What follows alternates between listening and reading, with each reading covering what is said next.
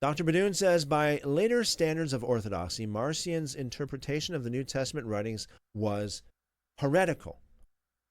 But that is completely separate, a separate matter from the value of his New Testament text and its importance for the later Christian tradition.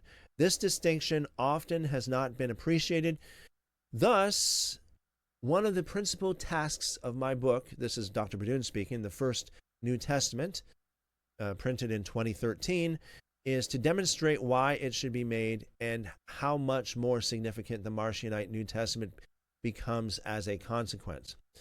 Marcion's New Testament consisted of two parts: the Evangelion, a narrative account of the teachings and deeds of Jesus related literally to the gospel we now know as Luke, and the Apostolicon, a collection of 10 letters of Paul.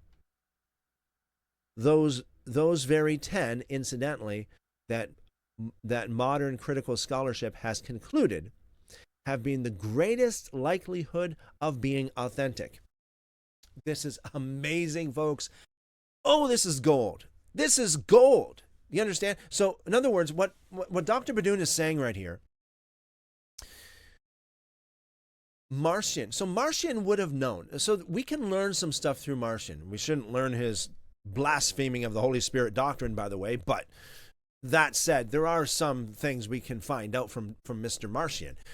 Marcion, he proclaimed himself to be the disciple of Paul. Where do I go from there? So he would have known the epistles that Paul most likely wrote himself, right? So Marcion lived within a century. He was born actually in the first century. Okay, it wasn't until the second century before he fell off the apple cart, so to speak. But he was born in the first century, so he would have lived just decades after Paul. So he was very close to the fact. Like, he was very close to the real Paul in that sense, in history. So he would have had a very good idea of what letters were actually of Paul and what letters were forgeries. Wow. Remember, so there are 7 letters that are considered to be authentic letters of Paul. 7 letters that are considered to be the genuine epistles of Paul. Okay? So they would be Romans, 1st and 2nd Corinthians, Galatians, Philippians, 1 Thessalonians, and Philemon. Okay, got that, folks? So Romans, 1st and 2nd Corinthians, Galatians, Philippians, 1 Thessalonians, and Philemon. Marcion's canon is very close to that. So those seven genuine letters of Paul, those 7 that I just mentioned, are epistles that today's scholars have deemed as authentic. All the other ones are debatable, to say the least. The pastoral epistles, 1st and 2nd Timothy, Philippians, not Philippians, Ephesians, Colossians. There are almost half of the epistles of Paul are considered to be debatable, to say the least, as they are probably forgeries or possibly forgeries, or forgeries, 100% forgeries by historians and scholars today.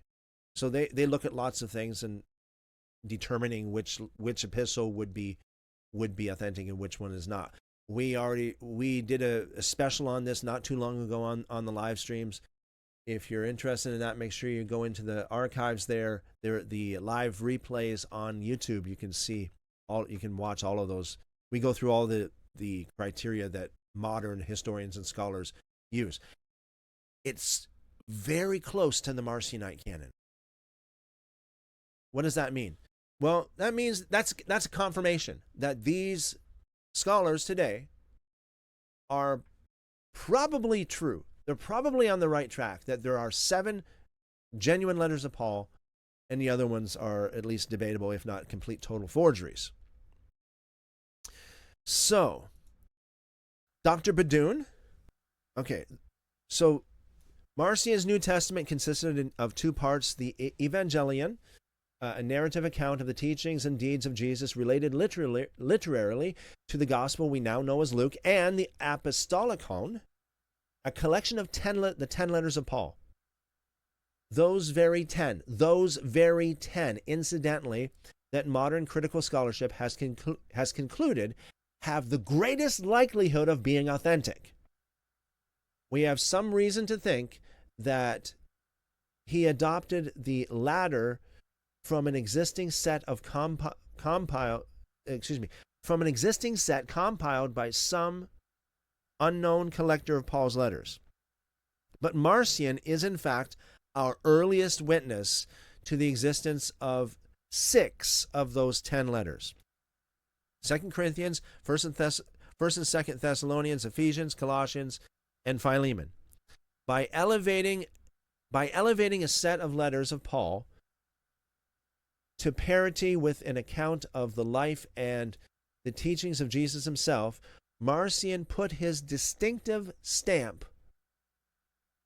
on all subsequent attempts to formalize a New Testament. That decision puts Marcion's work in a direct line of continuity with the later Christian New Testaments. Thus, not only the idea of a New Testament can be credited first to Marcion, but also the distinctive structure that the New Testament, combining a gospel narrative with the life of Jesus with the apostolic letters, specifically the letters of Paul.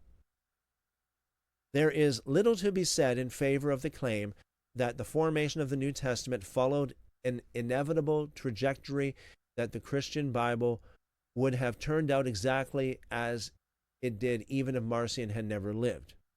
On the contrary, the correspondence between what Marcion did and what the New Testament ultimately became in the hands of his triumphant competitors suggests his lasting impact on the Christian Bible, and so on Christianity itself. In the time before Marcion, we find few quotations from the books that were included in the New Testament. Quote, in the first 1.5 centuries of the church's history, there is no single gospel writing which is directly made known, named, or in any way given prominence by quotation. Written and oral traditions run side by side or cross, enrich or distort one another, without distinction or even the possibility of distinction between them. Unquote. We can see a clear difference in how early Christian writers, informally handled material later included in the New Testament compared to their more formal, precise citation of Jewish scriptures. The 2 sources of instruction simply did not share the same level of sacredness and authority for those authors. Marcion's contemporary, Justin Martyr, for instance, made use of a collection of stories and sayings of Jesus culled from various gospels, both known and unknown to us today, with little indication that he considered it important to preserve the exact wording of anything other than Jesus' own statements. A bit later, Papias of Hierapolis felt free to criticize the sequence of the Gospel of Mark and to prefer oral traditions to written ones generally.